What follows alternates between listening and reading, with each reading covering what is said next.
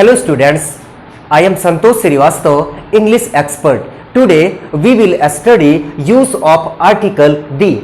आज हम article the का यूज स्टडी करेंगे कि द का यूज कहां कहां किस किस कंडीशन पे करते हैं। लेकिन रूल्स पे आगे बढ़ने से पहले सबसे पहले हमें यह जानना इंपॉर्टेंट है कि द का यूज आखिर कैसे करते हैं। तो सबसे पहले आपको यह नोटिस करना है कि द का यूज उस नाउन के पहले किया जाता है, उस शब्द के पहले किया जाता है जो नाउन निश्चित हो, विशेष हो या जिसकी चर्चा हम पहले पूर्व में कर चुके हैं या जिसे आप जानते हैं, या कोई नाउन या कोई शब्द अगर सेंटेंस में रिपीट हो रहा है, अगर कोई नाउन शब्द यानी सेंटेंस में रिपीट हो रहा है, दूसरी बार उसकी चर्चा की जा रही है, तो उस नाउन के पहले हमेशा आर्टिकल द का यूज करते हैं। या जो आपके आंखों के सामने है, जिसे आप जानते हैं, उस नाउन के पहले हम आर्टिकल द का यूज करेंगे। और जब कोई नाउन किसी सेंटेंस से फर्स्ट टाइम आती है, न्यूली इंट्रोड्यूस्ड अगर कराया जाता है, नए रूप में परिचित कराई जाती है, तो उसके पहले हम आर्टिकल ए या एन का यूज करते हैं साउंड के अकॉर्डिंग। अगर वो वॉवल साउंड है तो एन का यूज करेंगे, अगर कॉन्सोनेंट साउंड है उस वर्ड का, उस नाउन का, तो हम ए का यूज करेंगे। तो चलिए सबसे पहले मैं आपके सामने कुछ एग्जांपल्स राइट कर रहा हूं रिलेटेड, आपके द से रिलेटेड एक फॉर एग्जांपल्स। पहला, जैसे मैंने आपसे कहा this is blank space boy who has done it, full stop। अब यहां पे ध्यान देंगे, this is blank space boy who has done it. अब इस सेंटेंस में ये बॉय फर्स्ट टाइम आया है, फर्स्ट टाइम आया है, लेकिन यहां पे सेंटेंस का सेंस हुआ this is boy who has done it, यानी यह लड़का है, ये वही लड़का है जिसने यह किया है। तो इस सेंटेंस में हमें इंफॉर्मेशन ये मिल रही है कि सामने वाला बॉय को जानता है कि ये वही लड़का है जिसने यह काम किया है। तो अगर कोई नाउन किसी सेंटेंस में अगर फर्स्ट टाइम आती है, लेकिन अगर उसे आप जानते हैं, उसकी चर्चा की जा चुकी है, वो कह रहा है इस सेंटेंस में इंफॉर्मेशन दे रहा है ये वही लड़का है जिसने यह काम किया है, ये वही आदमी है जिसे पुलिस ने कल पीटा था, ये वही लड़की है जिसे कल मैंने मार्केट में देखा था, जिसे आप जानते हैं। अगर वो पहली बार भी सेंटेंस में आया है लेकिन उसे जानते हैं, पूर्व निर्धारित है, तो उस नाउन के पहले ऑलवेज हम द का यूज करेंगे। लेकिन अगर सेंटेंस यहां से क्लोज अगर कर दिया जाता, अगर उसका इंट्रोडक्शन इंट्रोड्यूस कराया जा रहा है कि this is blank space boy, यह लड़का है, यह लड़की है, यह आदमी है, तो उस कंडीशन पे हम साउंड के अकॉर्डिंग ए या एन का यूज करेंगे। लेकिन अगर हमें इंफॉर्मेशन मिल रही है कि उस नाउन को अपन जानते हैं, तो उस नाउन के पहले ऑलवेज द का यूज करेंगे। या कोई नाउन अगर सेकेंड टाइम रिपीट, जैसे मैंने आपसे कहा there was blank space king, there was king was very kind, king was very kind। अब यहां पे ध्यान देंगे, ये 2 टाइम्स इस सेंटेंस में किंग वर्ड आया है, यानी नाउन आया है। तो जब फर्स्ट टाइम कोई नाउन आता है और इंडिफिनिट रहता है, न्यूली इंट्रोड्यूस्ड कराया जाता है, नए रूप में परिचित कराया जाता है, तो उस नाउन के पहले साउंड के अकॉर्डिंग ए या एन का यूज करेंगे। क्योंकि किंग का जो साउंड है वो कॉन्सोनेंट है, ए हमने यूज कर दिया। लेकिन जब वही नाउन सेकेंड टाइम अगर रिपीट की जाती है, तो उस नाउन के पहले ऑलवेज हम द का यूज करते हैं। एक एग्जांपल मैं और आपके सामने दे रहा हूं, जैसे मैंने आपसे कहा कि Lata bot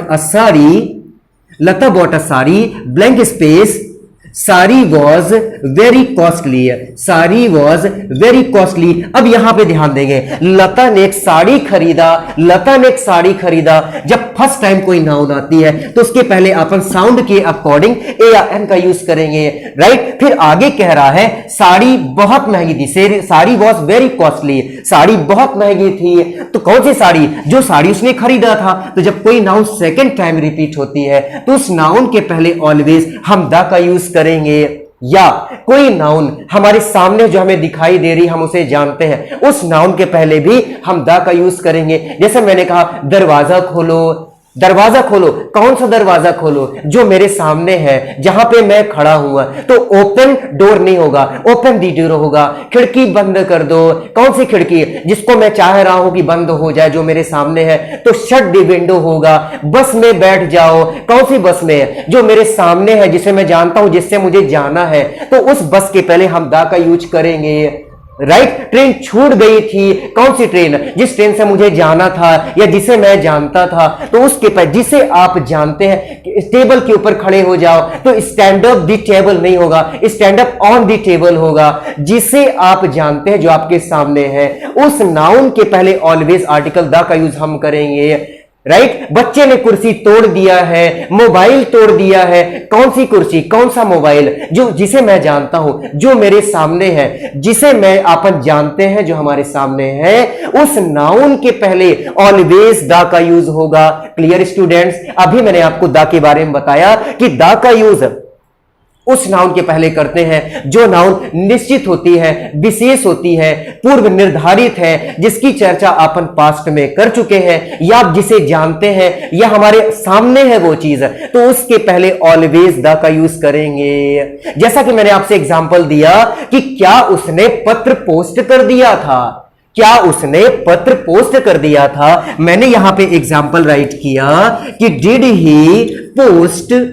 he post blank space letter, did he blank space question mark. Okay, अब यहां पे लेटर के पहले अपने को ब्लैंक स्पेस यूज करना है आर्टिकल। तो यहां पे सेंस हुआ, क्या उसने पत्र पोस्ट कर दिया था, यानी डाल दिया था? ये सामने वाला पूछ रहा है, तो जो पूछ रहा है वो उस लेटर को जानता है। अगर वो नहीं जानता तो फिर ये कैसे पूछ रहा है कि क्या उसने पत्र डाल दिया था? तो यानी वो उस लेटर को जानता है, उसकी चर्चा पहले की जा चुकी है, तब तो पूछ रहा है ना कि क्या उसने पत्र डाल दिया था। ओके, तो जिसे आप जानते हैं, सेंटेंस में हमें इंफॉर्मेशन मिल रही है, तो उस नाउन के पहले ऑलवेज आर्टिकल द का यूज करेंगे। ओके, अब इसके बाद ये तो अभी आपको मैंने बेसिक बातें बताया द के बारे में कि द का यूज किस कंडीशन पे होगा। अब अपन आगे रूल्स पे आते हैं, तो ध्यान देंगे students. Rule number first, use of the rule number first हमारे सामने है। Article the is used before the names of religious epics.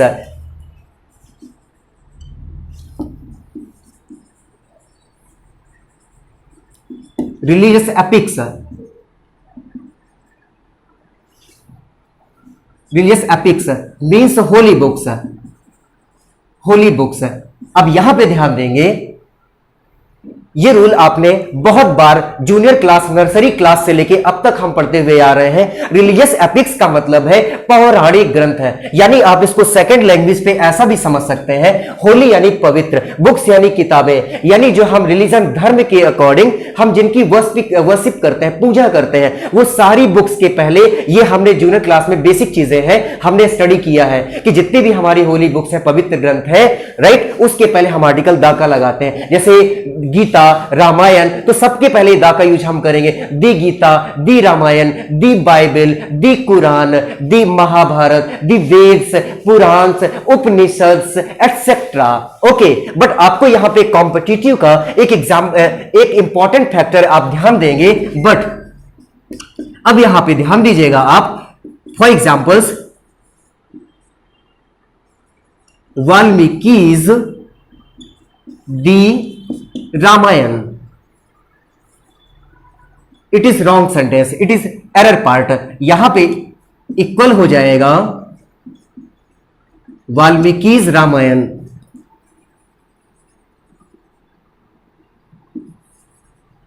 It is correct. Students यहां पे ध्यान देंगे, अभी अपन ने स्टडी किया कि किसी भी अगर होली बुक्स का नाम आ जाता है, पवित्र ग्रंथ का अगर नाम आ जाता है, तो उसके पहले अपन आर्टिकल द का यूज करेंगे, इट इज कंपलसरी है। लेकिन अब यहां पे ये रॉन्ग हो गया है, ये एरर पार्ट है। तो रीजन पे ध्यान दीजिएगा आप कि अगर किसी भी ग्रंथ के नाम के पहले, किसी भी होली बुक के नाम के पहले अगर ऑथर्स नेम अगर आ गया है, राइटर का नाम आ गया है, लेखक का अगर नाम पुट कर दिया गया है, रख दिया गया है, तो कभी भी हम उस ग्रंथ के पहले आर्टिकल दी का यूज नहीं करेंगे। It is wrong, it is error part. Okay, इस बात को, कॉन्सेप्ट को आपको माइंड पे रखना है। यानी वाल्मीकि's दी रामायण नहीं होगा, वाल्मीकि's रामायण होगा। तुलसी's दी रामायण नहीं होगा, तुलसी's रामायण होगा। ओके, अगेन, लेकिन नेक्स्ट बात आपको एक चीज और यहां पे कॉन्सेप्ट आपको याद रखना है, जैसा कि मैंने रख दिया यहां पे, the Ramayana of Valmiki, the Ramayana of Valmiki, it is correct. अब यहां पे ध्यान दीजिएगा, अभी अपन ने जस्ट ऊपर स्टडी किया कि अगर ग्रंथ का नाम बाद में आता है, उसके पहले अगर ऑथर्स नेम, राइटर का नाम आ जाता है, तो आर्टिकल द का यूज नहीं करेंगे। लेकिन अगर ग्रंथ का नाम पहले आ जाता है, होली बुक्स अगर पहले रख दी जाती है, और ऑफ के बाद में अगर राइटर का नाम चला जाता है, राइटर का नेम बाद में अगर रख दिया जाता है, और ग्रंथ का नाम पहले आ जाता है, तो in this condition article the is used. इस कंडीशन पे हम द का यूज करेंगे। यानी the Ramayana of Valmiki, it is correct. The Ramayana of Tulsi, it is correct. हमें कब यूज नहीं करना ग्रंथ के पहले द का यूज? जब ग्रंथ बाद में हो और लेखक का नाम, ऑथर्स नेम पहले जब आ जाएगा। ये कॉन्सेप्ट आपको याद रखना है, ये दोनों बातें हैं। ओके स्टूडेंट्स, ये अपना यूज ऑफ द का फर्स्ट नंबर रूल कंप्लीट हुआ। आपको दोनों बातें याद रखना है, पहला बेसिक और सेकंड ये कॉन्सेप्ट अपना कॉम्पिटिटिव एग्जाम्स के लिए। ओके स्टूडेंट्स, अब अपन फॉरवर्ड करते हैं यूज ऑफ द का rule number second. Rule number second,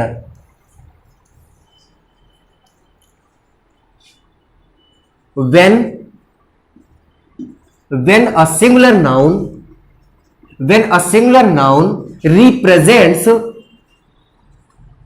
represents a whole class।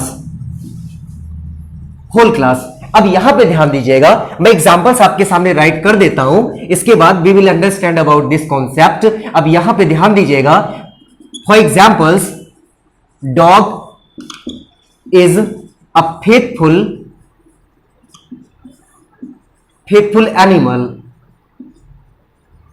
Full stop. अब यहां पे ध्यान दीजिएगा, इस सेंटेंस का मीन्स क्या हुआ? Dog is a faithful animal, यानी डॉग एक वफादार जानवर है। अब यहां पे ध्यान दीजिएगा स्टूडेंट्स कि ये किसी एक डॉग की बात कर रहा है या ऑल डॉग्स की बात कर रहा है। ये ध्यान दीजिएगा, आपका रूल ये कह रहा है कि जब कोई सिंगुलर नाउन सारे वर्ग को बताती है, यानी पूरे क्लास को बता रही है, संपूर्ण वो उस जाति को इंडिकेट कर रही है, तो हमेशा उस सिंगुलर नाउन के पहले आर्टिकल द का यूज हम करेंगे। जैसा कि इस सेंटेंस में कह रहा है, इस एग्जांपल में कह रहा है कि डॉग एक वफादार जानवर है। वो किसी एक डॉग की बात नहीं कर रहा कि किसी के घर में है जिसका नाम है टॉमी है, उस टॉमी सिंगल को डॉग की बात नहीं हो रही। ये संपूर्ण जो डॉग की हमारी प्रजाति है वो उसको इंडिकेट कर रहा है कि डॉग एक वफादार जानवर है। Cow is a useful animal. अब यहां पे काउ का मतलब कि कोई सिंगल काउ नहीं है, यहां पे मतलब है ऑल दी काउज है, वो सारी काउ की बात कर रहा है कि गाय एक उपयोगी जानवर है, जो गाय की एक प्रजाति है उसकी बात कर रहा है कि गाय को उपयोगी जानवर है। तो उस सिंगुलर नाउन के पहले हमेशा दा का यूज करेंगे जब वह संपूर्ण वर्ग को बताती है। जैसा कि आपके सामने ये रूल में राइट मैंने कर दिया है कि when a singular noun represents a whole class. Okay, next rule की ओर फॉरवर्ड करते हैं। यूज ऑफ द का रूल नंबर थर्ड आप स्टडी करेंगे। अब आपके सामने है रूल नंबर थर्ड, ध्यान दीजिएगा students.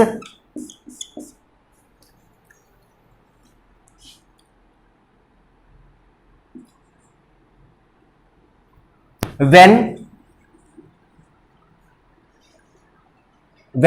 an adjective is used to turn into a noun or before positive degree है, पॉजिटिव डिग्री एडजेक्टिव है,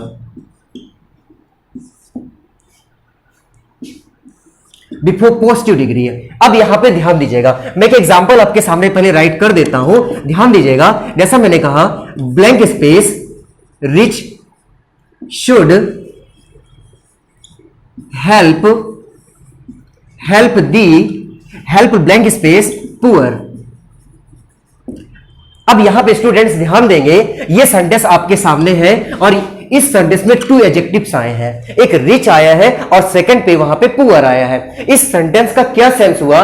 कह रहा है कि रिच शुड हेल्प पुअर, यानी अमीरों को गरीबों की सहायता करनी चाहिए। यहां पे जो सेंटेंस का सेंस है वो किसी एक रिच की बात नहीं कर रहा है, एक अमीर की बात नहीं कर रहा, वो समस्त रिच की, जो अमीर की कम्युनिटी की बात कर रहा है। और वहां पुअर का मतलब किसी एक पुअर की बात नहीं कर रहा, वो समस्त पुअर कंडीशन को यानी पुअर कम्युनिटी को बता रहा है, समस्त उस तरह के लोगों की बात कर रहा है। वो कह रहा है सेंटेंस आपका कि अमीरों को गरीबों की सहायता करनी चाहिए। तो यहां पे ध्यान दीजिएगा, आपका रूल कह रहा है कि when an adjective is used to turn into a noun, जब हमें किसी सेंटेंस में एडजेक्टिव आ जाए और हमें पूरे वर्ग को बताना है, पूरी कम्युनिटी को बताना है, उस तरह के सारे लोगों की बात करना है, तो कभी भी उस एडजेक्टिव के पहले एस या ईएस या आईईएस ऐड करके उसका प्लूरल नहीं बनाते हैं। जबकि नाउन पे अपन अगर कोई नाउन आया है तो उसमें एस ईएस आईईएस लगा के उसका प्लूरल फॉर्म बनाते हैं। जैसे बॉय का बॉयज हो गया, गर्ल का गर्ल्स हो गया, मैन का मैन हो गया, एक्सेट्रा, ऐसा करते हैं। बट एडजेक्टिव में अगर उसका प्लूरल हमें बनाना है तो एस या ईएस या आईईएस लगा के कभी उसका प्लूरल नहीं बनाते। हम ऑलवेज उस एडजेक्टिव के पहले आर्टिकल द का यूज करते हैं। अब आपन ने यहां पे द रख दिया तो ये समस्त वर्ग को बताने लगा, यानी वो प्लूरल फॉर्म बन गया। इसका मतलब हुआ द रिच लग जाने से अमीरों, और यहां हो गया गरीबों। दी पुअर का मतलब है गरीबों, यानी समस्त वो पुअर की बात करने लगा, गरीबों की, और यहां समस्त अमीरों की बात करने लगा, यानी रिच पर्संस की बात करने लगा। दी रिच का मतलब है, दी रिच इक्वल हुआ दी रिच इक्वल रिच पीपल, और यहां पे दी पुअर का मीन्स हुआ, आपके सामने है, दी पुअर मीन्स हुआ पुअर पीपल।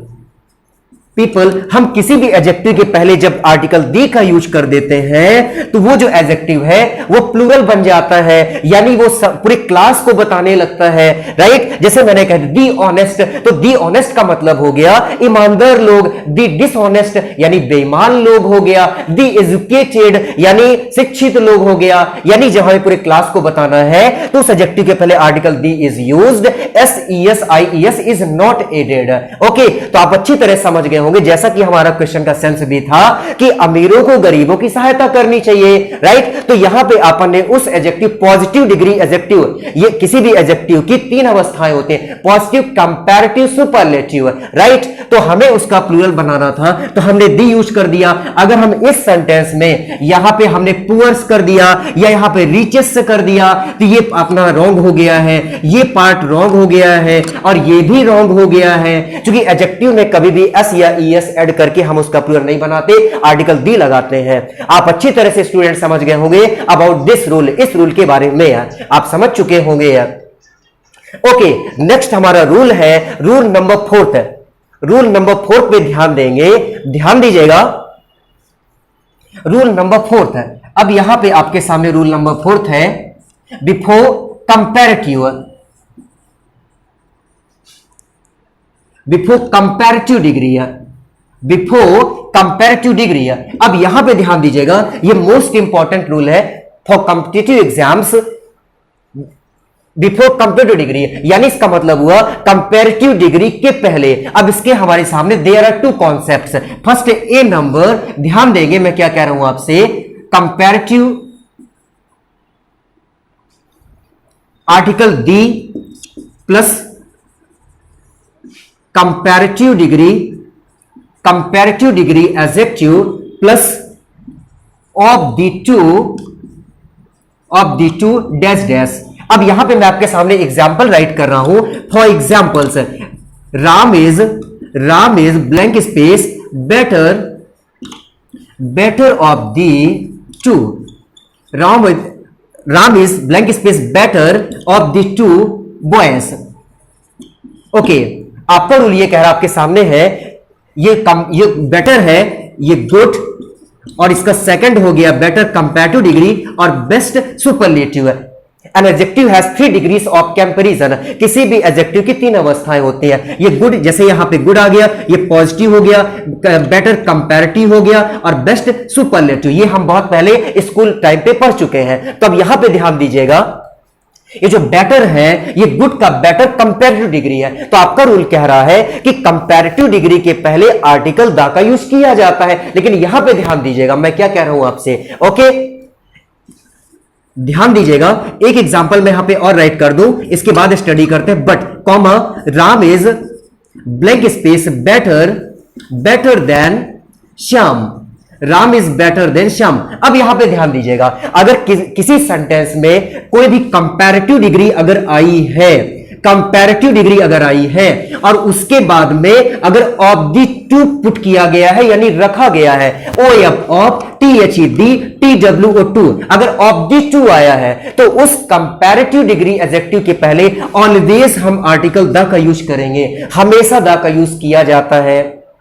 आप स्टूडेंट समझ गए होंगे कि अगर किसी सेंटेंस में कंपैरेटिव डिग्री अगर आ जाती है और उसके बाद में अगर ऑफ दी टू अगर आ जाता है, तो उस कंपैरेटिव डिग्री के पहले हम आर्टिकल द का यूज करेंगे। बट लेकिन अब ध्यान दीजिएगा, अगर कंपैरेटिव डिग्री के बाद में THAM देन अगर आया है, तो कभी भी उस कंपैरेटिव के पहले any article is not used, किसी भी आर्टिकल का यूज यानी प्रयोग नहीं किया जाएगा। वो सीधा सेंटेंस होगा, Ram is better than Shyam, Mumbai is bigger than Indore. इस कंडीशन पे होगा, ये सिर्फ इस कंडीशन पे होगा कि जब ऑफ दिस टू आएगा कंपैरेटिव डिग्री के बाद में, ओके। और अगर देन आता है कंपैरेटिव डिग्री के बाद में, तो any article is not used. ये स्टूडेंट्स हमारा कंपैरेटिव डिग्री का ए नंबर कॉन्सेप्ट था। अब इसका लास्ट कॉन्सेप्ट हम स्टडी करेंगे बी नंबर। तो आप ध्यान देंगे, वो भी इंपॉर्टेंट फैक्टर है, ध्यान दीजिएगा। Before comparative degree in progressive condition, in progressive condition मैं एक एग्जांपल आपके सामने राइट कर देता हूं। जैसा कि एग्जांपल हुआ, blank space higher you go, comma blank space cooler you feel, full stop. अब ध्यान दीजिएगा, इस सेंटेंस में आपके सामने जो सेंटेंस यहां पे राइट मैंने किया है, 2 कंपैरेटिव डिग्री एडजेक्टिव आए हैं, यानी 2 कंपैरेटिव डिग्री आपके सामने है, हाई, हायर, हाईएस्ट। तो ये हाई का कंपैरेटिव हायर हो गया और कूल का कंपैरेटिव कूलर हो गया है। तो ध्यान दीजिएगा, जब किसी भी सेंटेंस में अगर 2 कंपैरेटिव डिग्री एडजेक्टिव अगर आ जाते हैं, 2 कंपैरेटिव डिग्री अगर आ जाती हैं, और वो किस सेंस में यूज की जाती हैं, यानी बढ़ती हुई अवस्था में, यानी प्रोग्रेसिव कंडीशन पे है, यानी कोई निरंतर बढ़ती हुई अवस्था में अगर वो कंपैरेटिव डिग्री यूज की गई है, तो वो दोनों कंपैरेटिव डिग्री के पहले आर्टिकल दी का यूज किया जाता है। अब यहां पे इस क्वेश्चन का, लेकिन दी पुट करने से पहले एक बार आप सेंस उसका क्लियर कर लें, उसका अर्थ देख लें आप। इसका मतलब हुआ हायर, हाई यानी ऊंचा, और हायर मींस उससे ऊंचा, कूल यानी ठंडा, और कूलर मींस हो गया उससे ज्यादा ठंडा। तो आपका सेंटेंस कह रहा है हायर यू गो, यानी आप गो मींस